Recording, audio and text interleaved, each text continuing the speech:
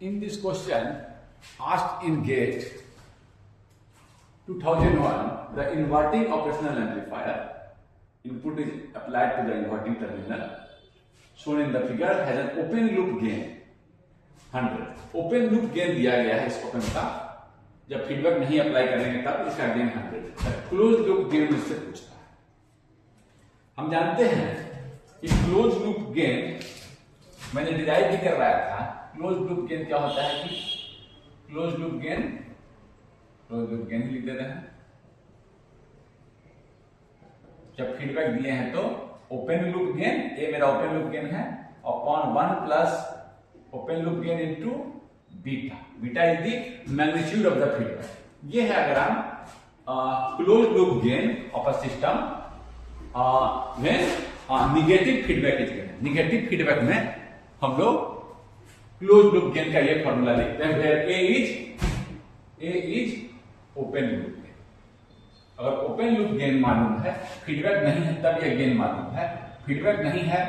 तब गेन मुझे मालूम है, तो ओपन लूप गेन इसको बोलते हैं open loop gain without feedback, ये है। और ये है आपका क्लोज लूप गेन का फॉर्मूला कब निगेटिव फीडबैक में।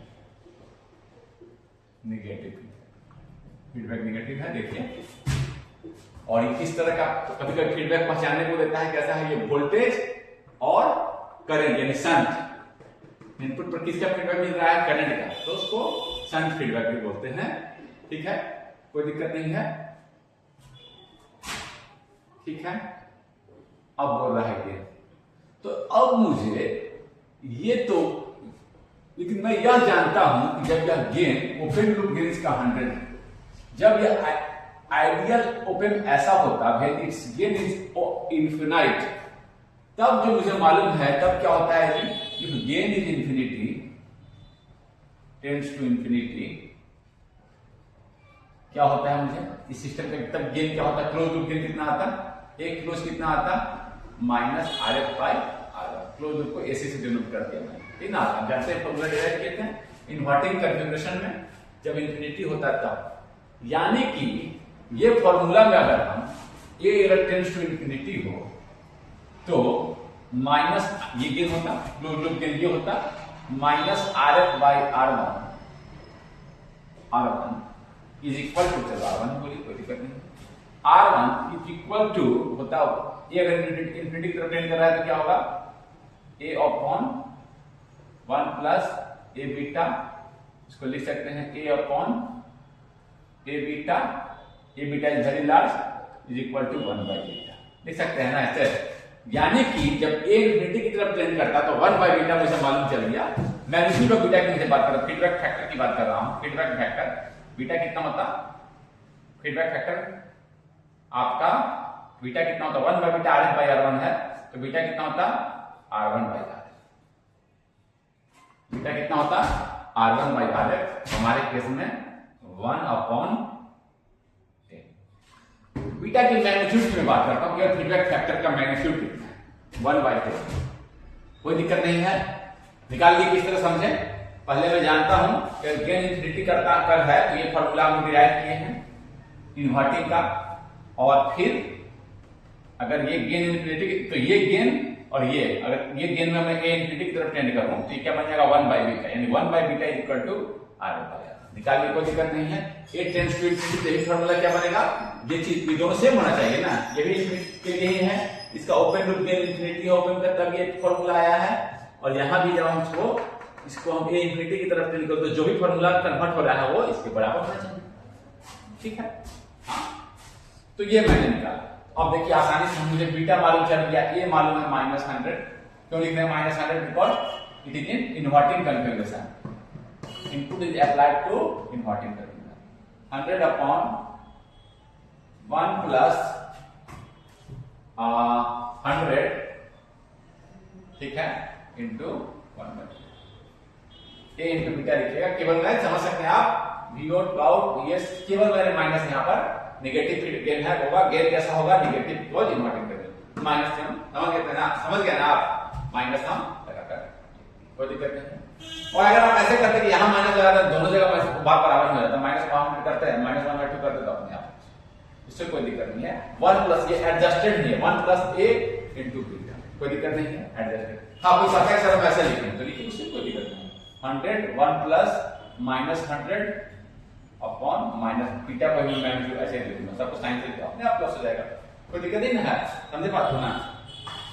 निगेटिव फीडबैक में हमेशा 1 प्लस ए इंटू बी होता है यहाँ पर, तो ऐसे नहीं करके लिखते हैं हम उसको, तो बीटा को इसके साथ लिखते साइन के साथ माइनस 100 तो अपने आप हो जाता। ऐसे ये एडजस्टेड ही है, 1 प्लस ए बीटा ही होता है निगेटिव फीडबैक में, यहाँ पर माइनस साइन नहीं आ सकता है निगेटिव फीडबैक, माइनस आता है पॉजिटिव फीडबैक, समझे ना बात को, एडजस्टेड ही ऐसे भी करके आप देख सकते हैं, माइनस 100 है तो बीटा भी तो माइनस 1/10 है, अपने आप प्लस हो जाएगा, समझे बात को, कोई दिक्कत नहीं है, जैसे भी समझिए। अदरवाइज ये फैक्टर निगेटिव फीडबैक में पॉजिटिव रूप में ही लिखना है, ठीक है, उसी के रूप में वो एडजस्टेड है, ठीक है, कोई दिक्कत नहीं है। ये factor alpha into beta will be positive, तो यहाँ भी अगर ए को हम 100 लिखते माइनस 100 लिखते माइनस 1/10 लिखते अपने आप एडजस्ट हो जाता है, कोई दिक्कत नहीं है, ठीक है ना। तो हम गेन मेरा क्या होगा, इन्वर्टिंग है तो निगेटिव लगा दिए, या माइनस 100 ए मेरा माइनस 100 सबको साइन के साथ लिख दिए, minus 100 1 plus minus 100 into minus 1/10, तब सबको साइन के साथ लिख दीजिए, कोई दिक्कत नहीं है। ये आपका आएगा 100 अपॉन क्या, ये लगभग आता है आपका माइनस 9 के, सो डी इज दी राइट, समझे बात को, कैसे बीटा निकाला, कैसे यहां रखा, गेन होता है ए अपॉन 1 प्लस ए बीटा, और आपका यहां पर इन्वर्टिंग टर्मिनल पर देखिए, इन्वर्टिंग पर है तो गेन निगेटिव होगा, तो गेन तो निगेटिव होगा, दिखा दिए, देखिए गेन निगेटिव आ रहा है, ऐसे समझ सकते हो गेन निगेटिव और आपका सब कुछ, कोई दिक्कत नहीं है। हाँ गेन निगेटिव आएगा, पहले ही माइनस लगा दिए, ऐसे भी समझ सकते हैं 100 गेन निगेटिव आएगा, मैंने निगेटिव लगा दिया है, और 1 प्लस ए बीटा, यहाँ पर आपको निगेटिव फीडबैक में पॉजिटिव वे में लिखना है, अगर आप पूरे साइन के साथ लिखते हैं माइनस 100 तो अपने आप हो जाता है, उससे कोई दिक्कत नहीं है, 1 प्लस माइनस 100 इंटू माइनस 1/10 वो अपने आप एडजस्ट हो जाएगा। ये वाला टर्म निगेटिव फीडबैक में ए प्लस के फॉर्म में ही आएगा, उसी के रूप में सब कुछ एडजस्ट करके ही ये निकाला गया, वो अपने आप भी आ जाएगा, आप ऐसे लिखेंगे कोई दिक्कत नहीं, बीटा को भी साइन के साथ लिख दिया, गेन को भी साइन के साथ लिख दिया, कोई दिक्कत। So we solve this question. In this question asked in GATE 2002, an amplifier using an operational amplifier with a slew rate 1 volt per microsecond has a gain of 40 dB. If this amplifier has to faithfully amplify sinusoidal signal from DC to 20 kilohertz without introducing any slew rate induced distortion, then the input signal level must not exceed option। ये दिया गया, हम पहले बहुत simple question है, formula based question है, हम पहले स्लीव रेट को थोड़ा समझेंगे। देखिए ये अगर आरसी सर्किट को हम देखते हैं, पर सिंपल आरसी सर्किट से हम इसको समझ सकते हैं, जैसे हमने बोले कट ऑफ फ्रीक्वेंसी को समझा। अगर ये आरसी सर्किट है, यहां मान लीजिए मेरा सिग्नल है, यहां मान लीजिए वोल्टेज वेरिएशन है, हम जानते हैं due to capacitor take some times to charge, तो अगर मैं V मेरा ऐसे है तो कैपेसिटर का वोल्टेज इस तरह से कुछ टाइम लिया, टाइम डोमेन में खींच रहा हूं, फिर डिस्चार्ज टाइम लिया, फिर चार्ज, इस तरह से होगा। देखिए समझिए, अगर हम V को फास्ट वेरी करें, यहीं से कट ऑफ फ्रीक्वेंसी भी हम लोग निकाले थे, देखिए, और पहला बच्चा कोई बच्चा ये किया, दूसरा बच्चा आया और बहुत फास्ट वेरी करने लगा, इनपुट को बहुत फास्ट वेरी करने लगा, इस तरह। अब आप समय ही नहीं दे रहे, it required this much of time to charge, but you are not allowing to, you are not providing this much of time, so क्या सिग्नल आप चेंज कर दे रहे हैं, it will not charge sufficiently, थोड़ा सा चार्ज हुआ फिर आप क्या होगा, डिस्चार्ज कर दिए, थोड़ा सा चार्ज हुआ फिर डिस्चार्ज, वो वोल्टेज लेवल ले नहीं पा रहा है, रिक्वायर्ड वोल्टेज लेवल जो चाहिए, मान लीजिए हाई के लिए वोल्टेज चाहिए आउटपुट पर इतना, और ये चेंज बहुत थोड़ा सा हो रहा है, चेंज हो इंक्रीज करके जा रहा है बढ़ने, ये लेवल एक समय ही नहीं दे रहे हैं आप उसको, पूरा वोल्टेज बना ही नहीं, वोल्टेज चेंज कर दिए, थोड़ा सा बन रहा है डिस्चार्ज, थोड़ा सा बना डिस्चार्ज, समय ही ऑलमोस्ट जीरो, और बढ़ा देंगे तो क्या होगा, कोई बच्चा के और बढ़ा दे बहुत थोड़ा थोड़ा, अब तो बिल्कुल ही समय नहीं दे रहे, थोड़ा सा चार्ज हुआ बिल्कुल जीरो पे करेगी, देखना इसलिए कर रहा है, हाई फ्रीक्वेंसी को शॉर्ट करता है। ये देखिए, ये देखिए ग्राफ, पहले तो समय दिया, ये बच्चा समय दिया, fast signal, fast very signal या हाई फास्ट सिग्नल का मतलब इसको मैं लिखने का फास्ट ना लिखने वाले हाई फ्रीक्वेंसी सिग्नल वेरी समझ के बात करना। तो एक तो हम cut off frequency term define किए थे, एक और टर्म जनरली हम लोग ओपेम के टर्म में डिफाइन करते हैं, वो है slew rate. Maximum rate of change in output क्या है, देखिए इस ये अगर मोड है मैक्सिमम रेट ऑफ चेंज अब क्या रख सकते हैं, देखिए इतना फास्ट जल्दी जल्दी चेंज कर दिए तो आपको अलाउेबल वोल्टेज मिल नहीं रहा है। तो मैक्सिमम रेट ऑफ चेंज इसके टर्म और डिफाइन कर सकते हैं कि वो जो नोड है उस पर आप मैक्सिमम कितना रेट से चेंज कर सकते हैं, उसी को स्लीव रेट नोड पर जनरली ओपेम के टर्म में डिफाइन करते हैं। तो maximum rate of change at out op-amp generally इस टर्म को डिफाइन करते हैं। मैक्सिमम मैं केवल स्लीव रेट लिख रहा हूं, maximum rate of change in, ये मैक्सिमम है, उससे ज्यादा चेंज करेंगे तो हमको रिक्वायर्ड आउटपुट नहीं मिलेगा, प्रॉपर आउटपुट नहीं मिलेगा। सो दिस, तो मान लीजिए कि आउटपुट पर अगर साइनोसॉइडल वोल्टेज चेंज कर रहा है इस फ्रीक्वेंसी से, ए साइन ओमेगा टी से, तो रेट कैसे निकालेंगे जी, d upon d a sine omega t, नहीं ना, डिफरेंशिएशन कर दीजिए, डी टी साइन का differentiation cos a omega constant बाहर आ जाएगा and will become a omega cos omega t. ये मैक्सिमम क्या होगा, मैक्सिमम पूछ रहा है, मैक्सिमम क्या होगा, maximum at omega t equal to 90 degree पर होगा, सॉरी 0 पे होगा। ये कॉस कितना मैक्सिमम हो सकता है, ये है, ये चीज मैक्सिमम कब होगा, यहां देखिए जब कॉस ओमेगा टी मैक्सिमम मुझे लिखना है, मैक्सिमम कब होगा, मैक्सिमम कब होगा, मैक्सिमम कब होगा, ये यहां पर चलो यहां करके हम अलग से लिख देते हैं, यहां ये मैक्सिमम कब होगा, dt मैक्सिमम कब होगा, मैक्सिमम क्या होगा जब cos ओमेगा टी 1 है ना, cos omega T very between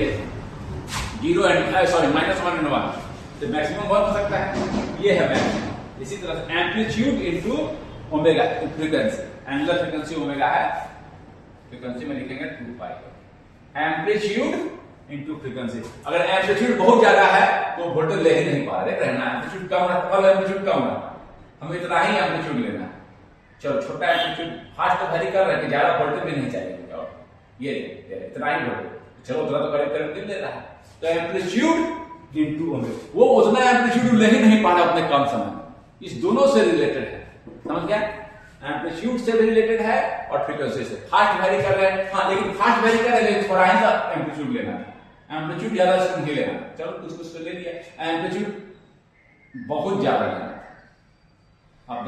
देखिए इतना ही नहीं ले पा रहे हैं, चाहिए हम चाह रहे हैं कि इतना का इतना एम्पलीट्यूड ले ले, नहीं, और ये बच्चा कोई बच्चा क्या करेगा, नहीं सर हमको इतना एम्पलीट्यूड नहीं चाहिए, हमें चाहिए कि इतना भी एम्पलीट्यूड ले तो काम हो जाएगा, इतना भी ले तो काम हो जाएगा, इतना, चलो ये ओमेगा दिखा रहा है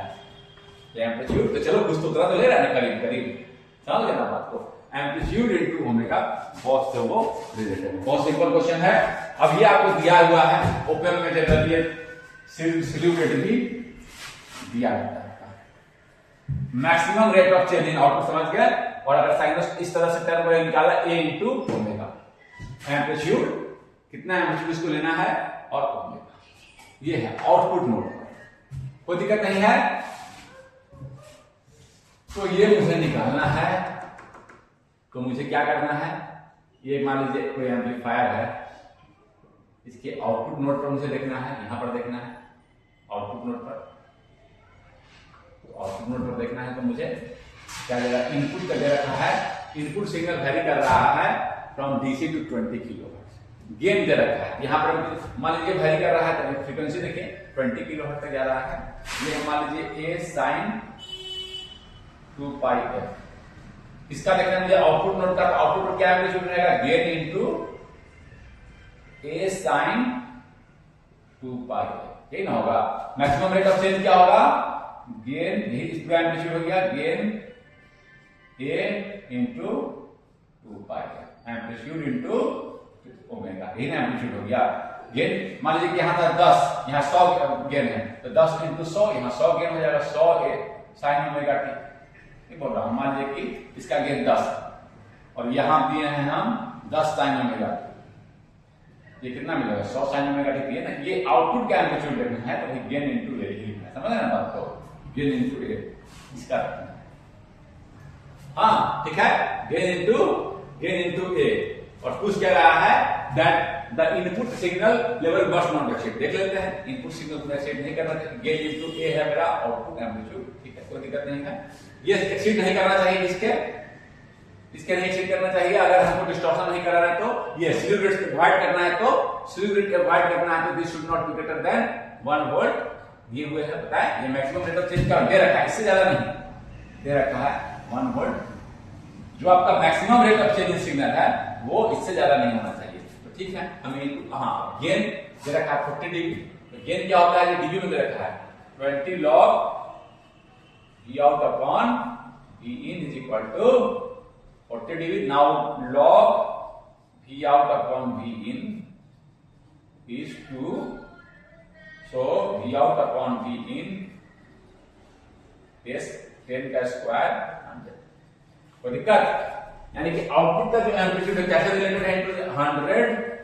इनटू इनपुट का amplitude A into 2 pi f is 20 kilohertz, 20 10 क्यों लिख दे रहे हैं, should not be greater than 1 volt पर माइक्रोसेकेंड। अब यहां से आप ए निकालिए, ए सब कुछ इधर चला जाएगा, ए निकालिए, a should not be greater than 1 upon 10 to the power -6 into 100 into 2 pi 20 into 10, 100 2 pi 20 into 10 क्यों, 10 क्यों और 3 2 5, इसको एडजस्ट कर सकते हैं आप। 1 अपॉन 3 और 2 5 10 to the power -1 into 2 pi into 20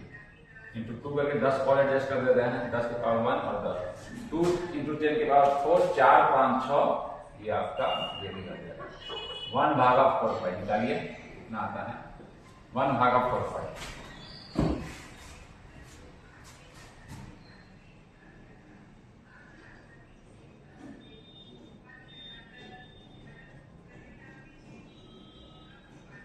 zero point 07957 आपका आया एम्पलीट्यूड वोल्ट। अगर इसमें देखिए मिली में तो 79.57 मिली वोल्ट। हम चाहेंगे कि you also solve this question and right in the comment section. Okay, thank you, समझ गया। इनपुट का amplitude should not exceed, the amplitude of the input should not exceed this value, otherwise you will not get proper output. Okay, so now we move to next question. In this question asked in GATE 2003, if the input to the ideal comparator shown in the figure is a sinusoidal signal of 8 volt peak to peak without any DC component, कोई DC component नहीं input पर, आपका 8 volt peak to peak का एक signal है input पर यहाँ, then the output of the comparator has a duty cycle of, duty cycle पूछा है। duty cycle क्या होता है जी, T on upon total time T, ये ना होता है, या T on divided by T on plus T, ये देखना है मुझे। देखिए अगर इनपुट यहाँ देखिए, तो अगर ये ओपन लूप में है, इनपुट अगर 2 वोल्ट से, ये टर्मिनल का वोल्टेज, पॉजिटिव टर्मिनल का वोल्टेज 2 वोल्ट से एक्सीड होगा तो मुझे पॉजिटिव वोल्टेज मिलेगा, अगर नेगेटिव टर्मिनल का वोल्टेज इससे एक्सीड होगा तो नेगेटिव। सेकंड थिंग, ये ओपन लूप में है तो चूंकि ओपन का गेन बहुत ज्यादा होता है तो हमेशा क्या मिलेगा, ऐसा तो नहीं कि मान 2 वोल्ट यहाँ से जहाँ 0 है यहाँ 2 है, इसका गेन 1000 है तो 2000 से वोल्टेज में क्या मिलेगा, रीसेट। हाँ, maximum is the biasing voltage, तो रीसेट मुझे मिलेगा, कोई दिक्कत नहीं है। तो plus reset output will get output as a plus reset और minus reset depending upon this input. ये देखिए अगर मेरा यह इनपुट या अगर मैं इनपुट दिखा रहा हूं, ऐसे दिखा रहा हूं, 30 वैल्यू 0 पर देखना शुरू किया, ये 2 वोल्ट का लाइन है, अगर इनपुट गया है आपका पीक टू पीक 8 वोल्ट यानी +4 volt -4 volt, no DC component. देखिए यहां पर एक्सिस पे दिखा रहा हूं, ये थीटा या ओमेगा की बात बराबर है। देखिए कहां से कहां तक, देखिए अब देखिए मुझे देखना है कि ऑन और ये ऑफ, दो ही पोजीशन में देखना है, एम्पलीट्यूड से तो मतलब नहीं मुझे आउटपुट का। देखिए आउटपुट अगर इनपुट, अगर ये देखिए इनपुट 2 वोल्ट से एक्सीड कर गया यहाँ पर, देखिए इस टाइम पर क्या होगा, इस थीटा के लिए क्या होगा, या इस थीटा के लिए क्या होगा, थीटा भी तो मिनिमम टू टाइम है तो कह सकते हैं इस टाइम पर क्या होगा, वह टाइम जहां थीटा या हो जाए तो इट विल इनपुट एक्सीड, ये टर्मिनल एक्सीड कर गया है तो प्लस वीसेट, जहां भी वो प्लस वीसेट, तो मुझे वीसेट से तो मतलब है नहीं, केवल इससे मतलब है ऑन और ऑफ टाइम से। फिर देखिए मिला, फिर देखिए इनपुट लेस हो गया 2 वोल्ट से तो माइनस वीसेट, फिर देखिए ये मिलता रहेगा, आउटपुट दिखा रहा हूं, आउटपुट मिलता रहा। फिर देखिए इनपुट एक्सीड कर गया इस थीटा पर तो फिर आपका आउटपुट प्लस वीसेट ऐसे ही मिलता रहेगा आपको, कोई दिक्कत? ये रेड कलर से मैंने आउटपुट दिखाया, कोई दिक्कत? इस पूरे टाइम पीरियड में देखिए इनपुट के टाइम पीरियड में इतना ही देर वो ऑन करता है, कितना देर, यानी पहले हम डिसाइड कर लेंगे कौन कौन सा थीटा पर वो ऑन होगा, कोई दिक्कत नहीं। यहां से यहां तक 2 पाई के बीच में, ये देखिए इनपुट के 2 पाई में पाई है, ये यहां से यहां तक ऑन होता है। देखते हैं कौन सा थीटा पर ये हो रहा है, ये हाई, बाकी सब पे क्या है वो लो, तो देख लेते हैं। ऑन का मतलब है हाई और बाकी टाइम पर क्या है वो आउटपुट इज लो, तो ये मुझे अब देखना पड़ेगा, ये निकाल लेते हैं। ये साइन थीटा मेरा क्या है 4 साइन थीटा 1 इक्वल टू आपको क्या है 2, वो थीटा 1 क्या हो जाएगा साइन इनवर्स 1/, ठीक ना होगा। फर्स्ट क्वाड्रेंट में क्या होता है 1/2 किस वैल्यू पर होता है जी π/6 60 डिग्री। सेकंड क्वाड्रेंट में देखिए क्या होगा 180 माइनस, सेम वैल्यू लेना है तो 180 माइनस सेम चीज घटा देंगे। सेकंड में 2 वैल्यू थीटा तो क्या हो जाएगा सेम चीज। सेकंड क्वाड्रेंट में देखिए 90 और पाई 180 के बीच में है π/2 और π/2 और पाई के बीच में सेकंड क्वाड्रेंट में थीटा तो क्या आएगा π-π/6 5π/6। या ऐसे देखें या ऐसे भी समझ सकते हैं। और sine cosec tan cot cosec यहाँ और सारे पॉजिटिव होते हैं, यहाँ थीटा निकाल दिया, सारे साइन थीटा कॉस थीटा सारे पॉजिटिव, थीटा 1 निकाला फर्स्ट क्वाड्रेंट में तो ये आया π/6। फिर क्या कीजिए आप सेकंड क्वाड्रेंट में निकालना है तो एक ट्रायंगल बना दीजिए। पॉजिटिव क्या होता है सारे, क्योंकि देखिए सारे साइन फर्स्ट क्वाड्रेंट में सब कुछ ये भी पॉजिटिव, ये एक्सिस भी पॉजिटिव है, ये डिस्टेंस भी पॉजिटिव, ये डिस्टेंस भी पॉजिटिव, तो सारे डिस्टेंस पॉजिटिव आएंगे। सेकंड क्वाड्रेंट का देखना है, और ट्रिक बता दे रहा हूं, यहां एक ट्रायंगल बना देंगे, यहां से भी जो थीटा 2 है देखिए ये क्या होगा, चूंकि दोनों 1/2 है तो ये डिस्टेंस अगर आप sine theta some people have p/h सारे p और h सब बराबर होंगे, ये दोनों ट्रायंगल का केवल क्या लिखना है मुझे यहां से लिख देना है, यहां से लिख देना है तो ये एंगल क्या होगा, एक ट्रायंगल बना दिया ऐसे। सेकंड क्वाड्रेंट का लिखना है, सेकंड क्वाड्रेंट बना दिए, हां π/6 ही होगा थीटा, इस क्वाड्रेंट में थीटा, ये यहां से यहां थीटा क्या होगा, ये थीटा का क्या होगा वैल्यू सेम p/h का रेशियो सेम आएगा, 1/2 ही है ना, सेम वैल्यू के लिए देख रहे हैं, ये 1/2 है रेशियो, थीटा 2 भी क्या आएगा, यहां से देखेंगे तो π/6 लिखना कहा है, यहां से ऐसे यहां से लिखना है, ये वैल्यू क्या होगा π माइनस π/6, यहां से ना देखना है, यहां से देखना है, यहां से देख लीजिए, यहां से देख लीजिए, ठीक है ना। सेकंड क्वाड्रेंट में एक ट्रायंगल फिर से बना दिए, ये एंगल क्या होगा π/6 क्योंकि सेम वैल्यू है, सेम वैल्यू के लिए 1/2, यहां भी p/h 1/2 है, some people have sin theta, और यहां भी p/h 1/2 है, 1/2 ही केवल क्या करना है, सेकंड क्वाड्रेंट में है, ठीक ना प्रॉब्लम। तो यहां पर ये जो थीटा 2 सेम वैल्यू का होगा, यहां एक ट्रायंगल बना है सेम वैल्यू का होगा, और लिखना कहां है थीटा 2, यहां तो सेम चीज है, इस एंगल इसमें लिख रहा हूं, चलो इसको थोड़ा सा यहां समझिए, इस वैल्यू यहां छोड़ दीजिए, यहां का थीटा 2 अभी हम दूसरा नोटेशन दिए हैं, यहां देखिए थीटा 2 या बोल देते हैं, चलो कुछ और बोल देते हैं, थीटा डैश बोल देते हैं, थीटा डैश, थीटा 2 वहां यूज कर देना, थीटा डैश कितना हो जाएगा जी पाई, सेम वैल्यू सेम ट्रायंगल है तो p/h का रेशियो सेम है तो सेम थीटा होगा π/6। लिखना कहां से है, यहां से तो लिख दिए, वो एंगल क्या होगा π माइनस π/6, ऐसे भी लिख सकते हैं, ठीक है ना। ट्रायंगल बनाए या तो ऐसे भी सेकंड क्वाड्रेंट में आपका ये होता है sin theta 180 minus theta is equal to sin theta, कैसे भी लिखिए, समझ गए ना, हम जनरली यही करते हैं। यहाँ दूसरे क्वाड्रेंट का है तो ट्रायंगल बना दिया, और देख लीजिए अच्छा ये वैल्यू है तो यहाँ पर पाई बाई 6 नहीं होगा, ये यहाँ से लिखना है तो पाई माइनस पाई बाई 6, कोई दिक्कत नहीं है। सेकंड क्वाड्रेंट में 1/2 कहां पर होगा 5 पाई बाई 6, ठीक है देख लीजिए कोई दिक्कत नहीं। और ये चीज और मैं बोल दूं, मैं बोलता हूं कि यहाँ ऑल पॉजिटिव, यहाँ sine all sine theta is positive. क्यों साइन थीटा पॉजिटिव होता है? क्योंकि पी और एच का रेशियो देखना है साइन थीटा में, sine cosec all sine cosec, cosec में साइन का उल्टा होता है h बाई पी, क्योंकि पी ऊपर है पॉजिटिव, h पॉजिटिव डिस्टेंस है, s है p स्क्वायर बाई h क्या होता है p square by d square, positive ही आएगा। देखिए s तो ये डिस्टेंस पॉजिटिव ही है, p बाई h का रेशियो पॉजिटिव हो गया। अगर यहां देखेंगे तो जी यहां ट्रायंगल बना के देखते हैं, ऐसे बना दिया साइन थीटा, यहां देखते हैं, मान लो सेम रेशियो यहां देखते हैं p बाई h बराबर, लेकिन p नेगेटिव हो गया। देखिए p नेगेटिव हो गया ना, ये देखिए p ये डिस्टेंस है, ऐसे एक्स डिस्टेंस देखना है, p नेगेटिव, यहां साइन क्या हो जाएगा नेगेटिव। मान लीजिए यहां से देख लिए हम कि इस ट्रायंगल में 1/2 है आपका ये, तो आपका यहां पर देख पहले बना दिए 1/2 के लिए, तो थीटा पाई बाई 6 ही होगा, लेकिन यहां से लिखना है तो हम क्या करेंगे, यहां से लिख देंगे 180 प्लस पाई, समझ गए बात को।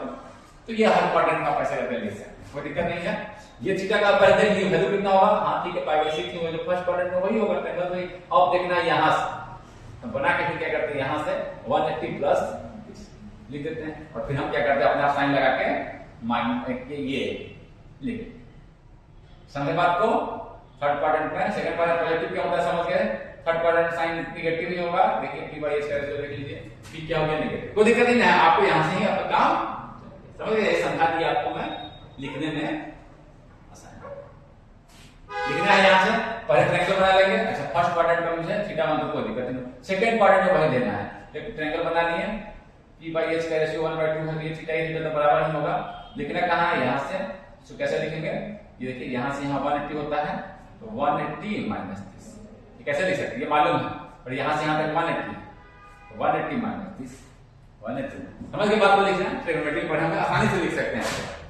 कोई दिक्कत नहीं है। जिस क्वाड्रेंट में लिखना है आप उस क्वाड्रेंट में पहले ट्रायंगल बना लीजिए, उसके बाद आप वहां से लिख के लिख लीजिए कि वहां से मेरा पॉजिटिव एक्स एक्सिस से वो कितना एंगल बना, समझ के बात को। पहले यहां ट्रायंगल बना के दूसरे क्वाड्रेंट में देखना है, ये लिख दिया, ये एंगल तो पाई बाई 6 ही होगा, फिर यहां से उसको लिख दिया 180 माइनस पाई बाई 6, यहां से लिख दिया एंगल क्या होगा, यहां से कितना एंगल होगा 180 माइनस दिस इज एंगल ये वाला, कोई दिक्कत। तो आपका दोनों कुछ मिल गया। अब देखिए अब आपका लिखना है ड्यूटी साइकिल क्या होगा, थीटा 1 माइनस थीटा 2, चाहे थीटा 2 ऐसे कर लीजिए, थीटा 2 माइनस थीटा 1, उससे कोई मेरा मतलब अपॉन टोटल थीटा 2 पाई, टाइम पीरियड 2 पाई, कोई दिक्कत नहीं है ना। तो कोई कहेगा सर अब कैसे लिखना है, थीटा टाइम लिखना था, तो थीटा 1 क्या होगा, चलो टाइम ही लिख दो, थीटा 1 क्या हो जाएगा, थीटा 1 है omega into t1 pi by 6, तो t1 क्या हो जाएगा पाई बाई 6 इनटू ओमेगा। अगर कोई ऐसे कहे थीटा 2 क्या हो जाएगा 5 पाई बाई 6, तो t2 क्या हो जाएगा 5 pi by 6 into omega. t क्या हो जाएगा, थीटा क्या हो जाएगा, ये थीटा 2 पाई क्या हो जाएगा, ये थीटा क्या है 2 पाई, तो 2 पाई क्या हो जाएगा, तो ये टाइम कौन सा टाइम, इसके 2 पाई पे कौन सा टाइम होगा, omega into t equal to 2 pi, t equal to 2 pi by omega, सब में ओमेगा ओमेगा ऐसे भी कैंसिल हो जाएगा, तो टाइम से लिखिए थीटा से लिखिए बात बराबर है, ये मैं कहना चाह रहा था। सब पर देखिए ओमेगा दे रहा है, ओमेगा नहीं ओमेगा सब में आ गया, तो कैंसिल ना हो जाएगा डिवाइड करने में, तो थीटा से लिखिए, इससे भी कोई दिक्कत नहीं है। टाइम क्यों निकाल, टाइम से क्या मतलब डी से थीटा निकाल लिया, निकाल तरह से आपका ओमेगा का ही अंतर आ रहा है, तो कांस्टेंट का अंतर है थीटा और टाइम में क्या है, ओमेगा का फर्क है, t1 क्या है थीटा बाय ओमेगा, t2 क्या है थीटा बाय ओमेगा, ये क्या है ओमेगा, ये टाइम क्या है, इसको t बोले टोटल टाइम पीरियड ये है ओमेगा t, तो ये टाइम क्या है 2 पाई बाय ओमेगा, अगर रखेंगे सारा से ओमेगा कैंसिल हो जाएगा, तो आप सीधे सीधे थीटा के टर्म में लिख सकते हैं, कोई दिक्कत नहीं है। तो आपका ये हो गया थीटा 1, आपका डिफरेंस हो गया 5 pi by 6 minus pi by 6 upon 2 पाई, कितना आएगा जी 5 में से 1 गया 4 पाई अपॉन 4 पाई, 5 पाई में से आपका पाई गया, आप में से एक जाएगा 4 पाई अपॉन 2 पाई, ये क्या आ रहा है 5 पाई बाई 6, कितना आ गया 6 पाई में से 1 पाई गया 5 pi by 6, 5 pi 6 minus 5 by 6 हो जाएगा 6, हाँ ठीक है 4 पाई सही है इंटू 2 पाई 5 दूनी का 4, ठीक तो आ गया 1/3। समझे बात को? कोई दिक्कत हुआ? थीटा से टी ऑन के जगह हम ये थीटा 1 जहां तक ऑन हुआ है तो टाइम ना लिखकर हम T1 टाइम क्या था, जहां on T2 minus T1 upon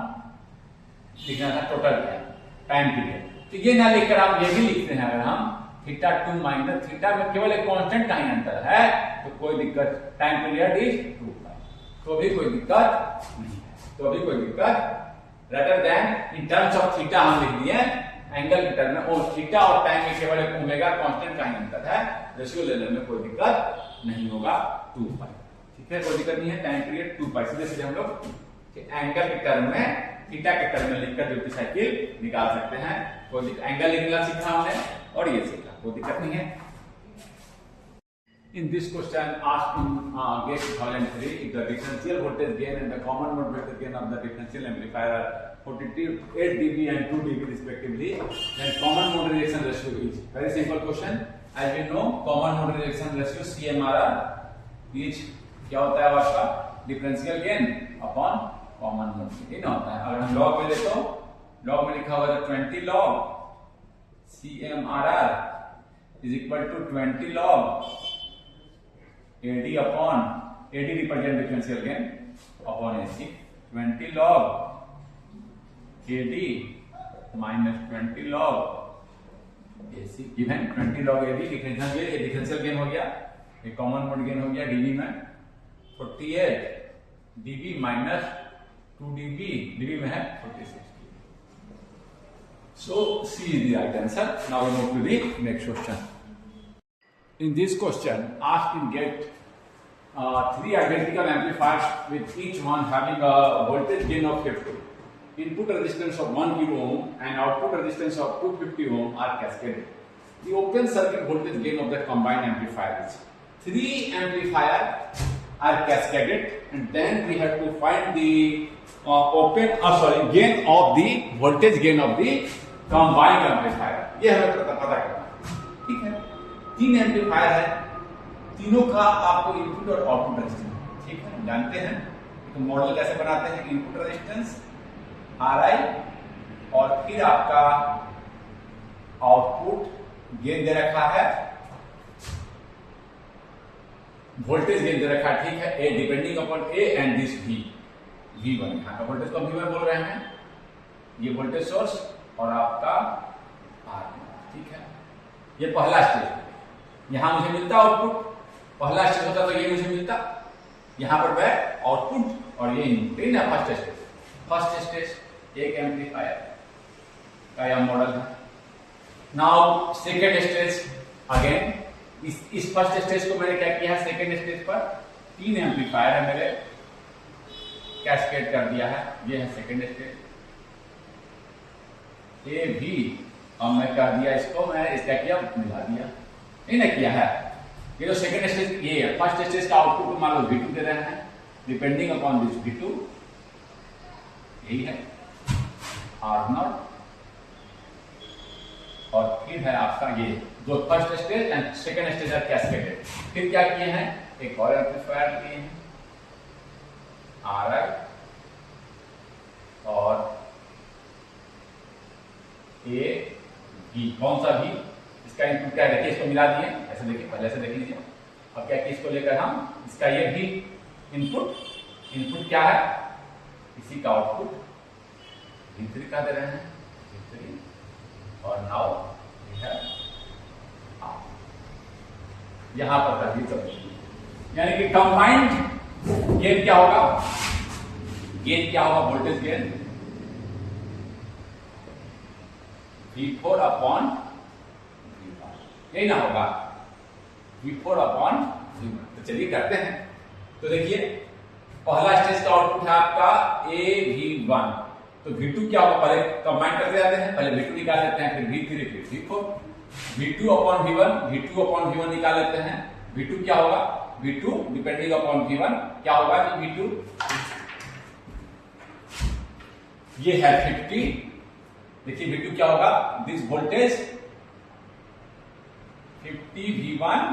V2 क्या होगा 50 V1 upon R0 plus RI into RI, ये ना होगा, ये होगा, पहले पुट कर सकते हैं, कर देते हैं, चलो 50 V1 R0 250 और वो दे रखा है 1 किलो, दोनों को किलो में ही कर देते हैं 250, देखिए 250 पर लिख देते हैं, ये 1 सब में सेम है, तो कितना हो जाएगा R0 प्लस RI, चलो इसको मैं दोनों को किलो में ही करके 1.25, 250 को लिख दिया किलो में 2.25, किलो ऐड करिए, किलो में है नीचे, इंटू RI किलो में ही कितना हो गया, RI है आपका 1 नहीं ना हो गया, V2 मुझे मालूम चल गया, ठीक है, कहां निकलना है V4, तो मैं पहले मुझे क्या मालूम करना है V4 बाई V1, यहां से क्या मिल गया V2 बाई V1, और आगे बढ़ते हैं, अभी तो ये फर्स्ट स्टेज का एम्प्लीफिकेशन हुआ, now coming to the second stage, यहां पर V3 क्या होगा जी, ये जो V2 है ये इनपुट है, A इंटू V2, A है 50 इंटू V2, सेम चीज 50 V1 अपॉन 1.25 इंटू 1, ये हो गया आपका ये A इंटू V2, फिर क्या है यहाँ पर, यहाँ का वोल्टेज देखेंगे हम कितना होगा, यहाँ का वोल्टेज है V3, यहाँ का देखिए तो कितना हो जाएगा, वोल्टेज डिवीजन फिर से हो रहा है, कैसे हो रहा है, RI 1 किलो अपॉन 1 प्लस 2, कोई दिक्कत, ये वोल्टेज यहाँ का A इंटू V2 और फिर यहाँ का वोल्टेज डिवीजन, V4 क्या होगा A into V3, 50 into V3 लिखिए, 50 का स्क्वायर कर देते हैं, 50 स्क्वायर 1.25 का भी स्क्वायर इंटू V1, 50 स्क्वायर 1.25 का स्क्वायर इंटू, तो यहां कर दिए 50 का स्क्वायर, प्लस इसको हटा देते हैं, 50 का स्क्वायर और एक 50 हो रहा है ना, 50 क्यों हो जाएगा, कर देंगे, चलो अब देखिए V4, हाँ क्या डिवीजन हो रहा है, अब डायरेक्ट कोई लोड ही नहीं है, जो यहाँ का वोल्टेज है यहाँ का वोल्टेज कोई लोड ही नहीं है, वोल्टेज डिवीजन हुआ, जो वोल्टेज कोई करंट फ्लो कर ही नहीं रहा है, लेकिन V4 पे ओपन है ना, जो वोल्टेज है यहाँ का वोल्टेज, तो ये आपका हो गया, कितना है जी V4 बाई V1 इधर कर देते हैं, तो 50 स्क्वायर 50 क्यूब अपॉन 1.25 स्क्वायर, निकाल लीजिए, 50 क्यूब 50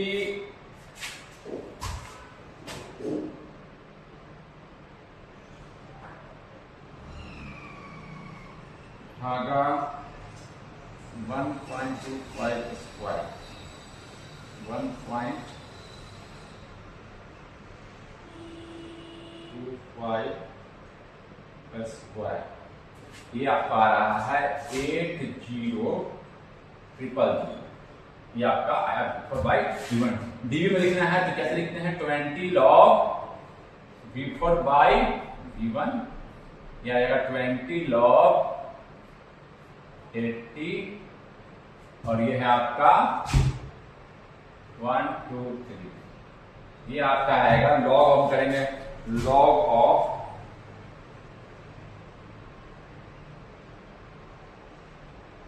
log 80 इतना इंटू 20 98, ये आया आपका 98 dB, 98.06 आ रहा है, you should also calculate it and write it in the answer in comment, so in this way we can, but I will suggest you to solve this yourself and write the answer in the comment section. in this question asked in GATE 2006 for the circuit shown in the following figure, the capacitor C is initially uncharged. At t is equal to 0, the switch is closed. The voltage VC across the capacitor at t is equal to 1 millisecond is. In the figure above, the op amp is supplied with plus minus 15 volt. ये जो op amp supply जो दिए हैं biasing voltage यहाँ दिखाते हैं ना plus 15 तो चलिए पढ़ने नहीं कर समझ गया उसका मतलब ना बाइसिंग वोल्टेज सही नहीं ठीक है। तो ये अगर हम अभी पहली इसमें फर्स्ट थॉट्स में एज्यूम कर लें, अगर हम नेगेटिव फीडबैक है, एज्यूम कर ले अगर हम वर्चुअल ग्राउंड एज्यूम करते हैं, अभी हम एज्यूम किए ठीक है ना, वर्चुअल शॉर्ट में एज्यूम कर दिया, अगर वर्चुअल शॉर्ट होना ज्यादा उचित होगा तो ठीक है। यही वोल्टेज यहाँ करंट कितना हो जाएगा इधर 10 बाई आई क्या हो जाएगा, आई इस तरह से कैसे फ्लो कर रहा होगा 10 बाई 1 ठीक है। स्विच जब स्विच क्लोज करते हैं t इक्वल टू 0 पर, जब स्विच क्लोज करेंगे इधर तो कोई करंट फ्लो नहीं कर रहा है, यानी कि 10 मिली एम्पियर ऐसे फ्लो करेगा। 10 मिली केसीएल लगाइए, 10 मिली एम्पियर इधर से जा रहा है, 10 मिली एम्पियर इधर से आएगा, तभी तो है कि स्विच क्लोज है, कनेक्ट है। 10 इधर जा रहा है, इधर से कितना आ रहा है 10 इधर। For ideal op amp input impedance is infinite and no current flow through the, ठीक है।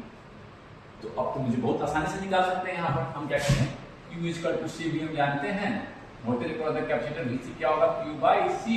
Q क्या होता है I dt, current into current का integration I dt with time 0 से t, जहां तक निकालना है 1 by C। Initially the capacitor is uncharged, तो 1 by 1 into 10 to the minus 6 integration of 0 से t, I मुझे मालूम चल गया है 10 मिली एम्पियर इज फ्लोइंग और dt कितना आ जाएगा 1 into 10 to the minus 6 10 milli ampere minus 3 into dt का इंटीग्रेशन t, dt का इंटीग्रेशन t और t का लिमिट पुट कर दिए, इन आया t लिमिट पुट कर दिए 0 से लेकर 1 मिली सेकंड, इन आया तो इधर है या 1 upon 1 into 10 to the minus 6 10 into minus 3 into minus 3 कर दिया 10, ये आया आपका माइनस 3 माइनस 6 10 वोल्ट आया। अब अगर हम V आउट को देखें तो क्या होगा, ये 10 वोल्ट यहां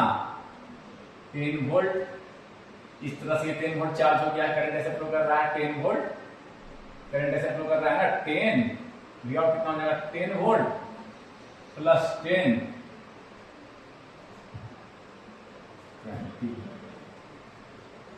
10 वोल्ट यहां शुरू किए और फिर यहां 20,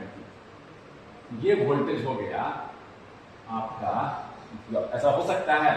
ये और 20 वोल्ट हो जाए, नहीं, क्योंकि वो maximum to the biasing voltage और सप्लाई वोल्टेज जो दे रखा है उतना ही हो सकता है। यानी कि देखिए 10 वोल्ट यहां था, एक लगाते हुए यहां आ गए, 10 वोल्ट यहां है, ग्राउंड के रिस्पेक्ट में सारे वोल्टेज ग्राउंड के रिस्पेक्ट में रहते हैं, ऐसे करते हुए हम कितना हो गया 10 प्लस 10 20, यहाँ का वोल्टेज 20 10, देखिए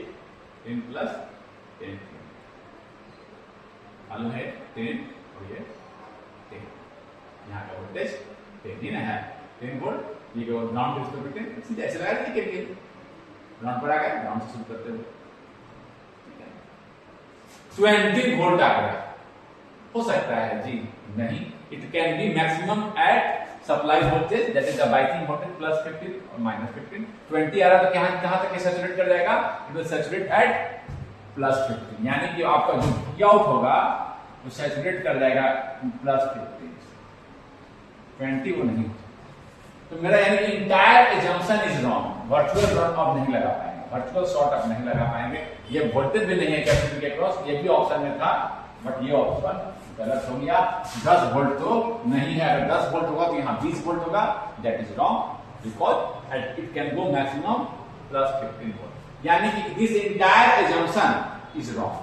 दिस एंटायर एजम्पशन इज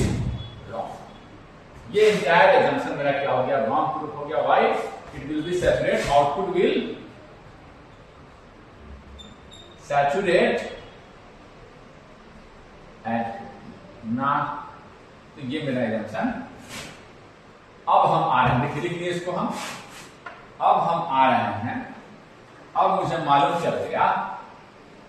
ये ऑप्शन में था बट ये गलत, कि plus 15 volt output, switch close, switch close है तो आउटपुट पर क्या है, प्लस ये। तो अब हम ये 10 वोल्ट का एजम्पशन गलत हो चुका है, इसको हटा दे रहे हैं यहां से। अब हम जानते हैं, यानी वर्चुअल ग्राउंड तो यहां नहीं है, यहां पर हम ये नहीं लगा सकते हैं। अब अगर ये होता तो यहां 20 वोल्ट होता, ठीक है। अब हम क्या करते हैं, voltage across capacitor at a time t, और हम में क्या होता है, ऐसे लिखते हैं v 1 minus e to the power minus t upon tau दिन होता है। देखिए याद रखने के लिए t अगर 0 है ये 1 हो जाएगा, 0 1 1 माइनस 1 0, t इंफिनिटी है तो ये आपका माइनस, ये माइनस t माइनस में है तो ये 0 हो जाएगा। अगर t इंफिनिटी रखेंगे तो VC क्या हो जाएगा, V चार्ज हो जाएगा वोल्टेज V से, कोई दिक्कत नहीं है, ठीक है। इस तरह का अगर सर्किट है, इसको V से हम चार्ज कर रहे हैं, 30 का इनफिनिटी चार्ज होकर V वोल्टेज तक चार्ज हो पाएगा, ठीक है, कोई दिक्कत नहीं है, ठीक है ना। 30 का तो 0 पे अनचार्ज है, देखिए चार्ज होना शुरू ही हुआ, 0 रखेंगे तो देखिए ये 1 माइनस 1 0, सब कुछ सही दिखा रहा है, सब कुछ दिखा रहा है। तो ये आप ऐसे ध्यान में रख सकते हैं कि हाँ ये क्वेश्चन होता है, ठीक है ना। 30 का इनफिनिटी पे कब चार्ज हो जाएगा 20, ये सिचुएशन हम जानते हैं। यहां पर लगा रखे हैं हम प्लस 15 वोल्ट, अगर है क्योंकि वो plus 15 volt output will saturate at plus 15। तो ये सिचुएशन कैसा बन गया जी, इधर कोई करंट फ्लो नहीं कर रहा है ऑप एम्प के इनपुट पर, और ये आपका प्लस 15 वोल्ट यहां लगा रखे हैं, तो इसी का हम यूज कर रहे हैं, ठीक है ना। प्लस 15 हम लगा रखे हैं, 1 minus e to the power minus t, tau क्या है, r इक्विवेलेंट इंटू c, ठीक है ना। r equivalent into c, r equivalent कैसे निकालते हैं, सभी वोल्टेज को, अदर वोल्टेज को आप एज्यूम कर लीजिए कि यहां पर r इक्विवेलेंट कैसे निकालते हैं जी, इसके अक्रॉस हम कैपेसिटर के अक्रॉस निकाल लेंगे टोटल r कितना है। ये लगाने के बाद खींच के दिखा दे रहा हूं, ये लगाने के बाद कैपेसिटर के अक्रॉस हम देख लेंगे कि कितना, और कोई वोल्टेज सोर्स नहीं लेंगे, और कोई वोल्टेज नहीं लेंगे। कैपेसिटर के क्रॉस कितने, कौन सा रजिस्टर लगा हुआ है, केवल एक R। कैपेसिटर के क्रॉस कौन सा रजिस्टर लगा हुआ है, केवल एक R। कैपेसिटर के क्रॉस कौन सा रजिस्टर लगा हुआ है, केवल एक। जैसे कि आपको मान लीजिए जहां पूछे, मान लीजिए कि आपको पूछ दे ये सर्किट और पूछ दिए यहां से ये चार्ज करना,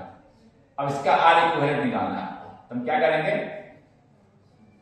इस तरह सर्किट सारे वोल्टेज सोर्स को हटा देंगे और कैपेसिटर के क्रॉस हम R इक्विवेलेंट निकालेंगे। कैपेसिटर के क्रॉस R इक्विवेलेंट कितना होगा, R1 पैरेलल R2, ये ना है, इसके क्रॉस R1 पैरेलल R2, इसके क्रॉस एक ये लगा हुआ है, ये लगा हुआ, समझ गए ना बात। इसके क्रॉस हम जैसे जैसे बैटरी के निकालते हैं, इस बैटरी के क्रॉस निकालते हैं, कैसे निकालते हैं, ये देखिए दोनों पैरेलल पे है, उसी के क्रॉस का मतलब यही है, इसके क्रॉस हम अदर वोल्टेज सोर्स को हटा देंगे, 0 मान लेंगे, और इस तरह से अदर वोल्टेज सोर्स को मैंने 0 किया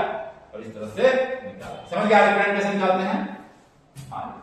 यहां देखिए कैपेसिटर के क्रॉस कौन सा रजिस्टर है, इधर तो कोई करंट जा नहीं रहा है, एक यही आ रहा है, ठीक है, तो ये मैं निकाल, ठीक है ना, निकालने का।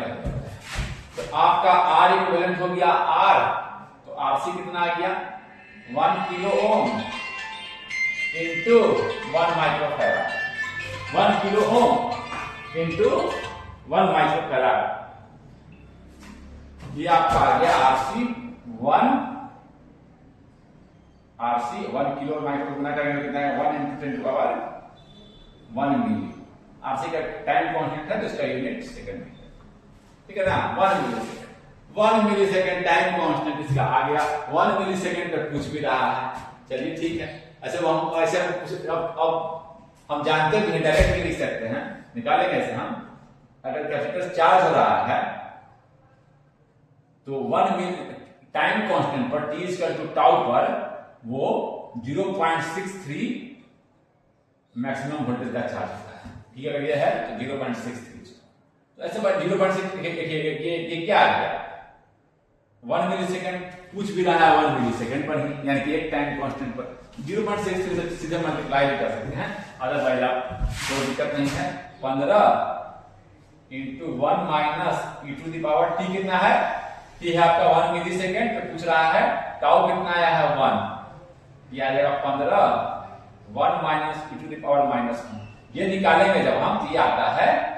15 इंटू 0.63, यही मैं कहना चाह रहा हूं। 1 माइनस 1 बाई ई आपका आता है 0.63, इसीलिए मैं सीधे कहा था कि आप सीधे मल्टीप्लाई भी कर सकते हैं, समझ भी सकते हैं। 1 माइनस 1 बाई ई कैसे निकाल लीजिएगा, ये आपका आया 15 इंटू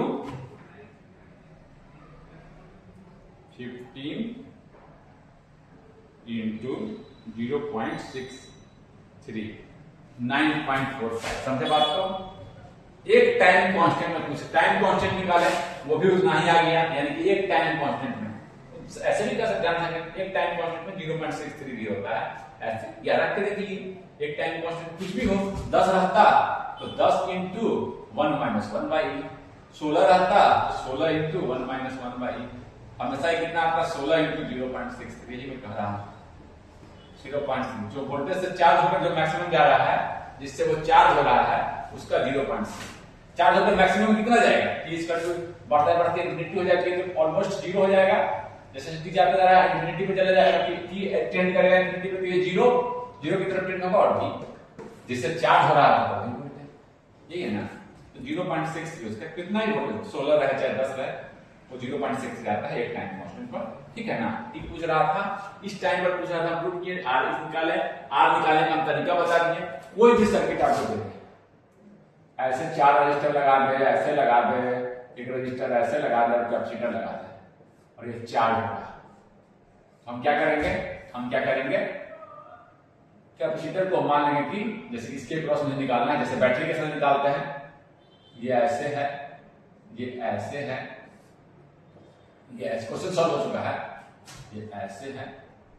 और ये आपका ग्राउंड, ये तो ग्राउंड ही हो गया, ये तो कोई करंट जाएगा नहीं, ग्राउंड कर दिया, इसका इस तरह से शॉर्ट हो गया, ये शॉर्ट, ये देखिए वोल्टेज सोर्स को क्या किया, सीधे सीधे 0, तो ये आपका ये तो हट गया, दिस प्लस दिस पैरेलल, ये ना होगा this plus this parallel this, ये तो आपका शॉर्ट नहीं हो गया, लेकिन 0 हो गया, इसके क्रॉस कोई करंट जाएगा नहीं, शॉर्ट है ना, सारा करंट कैसे चला जाएगा, इसको हटा ही दे रहे हैं। ये देखिए this plus this parallel R1 R2 R3, R equivalent क्या होगा? R1 प्लस R2 पैरेलल, समझ गए ना आपको? इस तरह से हम C के क्रॉस निकालते हैं इक्विवेलेंट रेजिस्टेंस, समझ गए बात को? मेरा पहले वर्चुअल शॉर्ट दिखाकर मैंने दिखाया, वर्चुअल शॉर्ट मानेंगे तो ये क्या होगा आपका 20 वोल्ट, एक तरह से इंटीग्रेट कर रहा है आउटपुट को, ये जब यहाँ कैपिटल लगाता है तो एक तरह से इंटीग्रेटर का काम करता है। देखिए इंटीग्रेट कर रहा था, लेकिन इंटीग्रेट किया, लेकिन वो वोल्टेज 20 वोल्ट हो जाएगा आउटपुट पर उस समय, that is not possible because the maximum voltage at output will be the biasing voltage, it will saturate at that voltage. So 15 volt, फिर मैंने क्या लिखा, देखा जब 15 वोल्ट है तो इस तरह से ये 15 वोल्ट से कैपेसिटर चार्ज हो रहा है, तो मैंने क्या किया 15 एज्यूम करके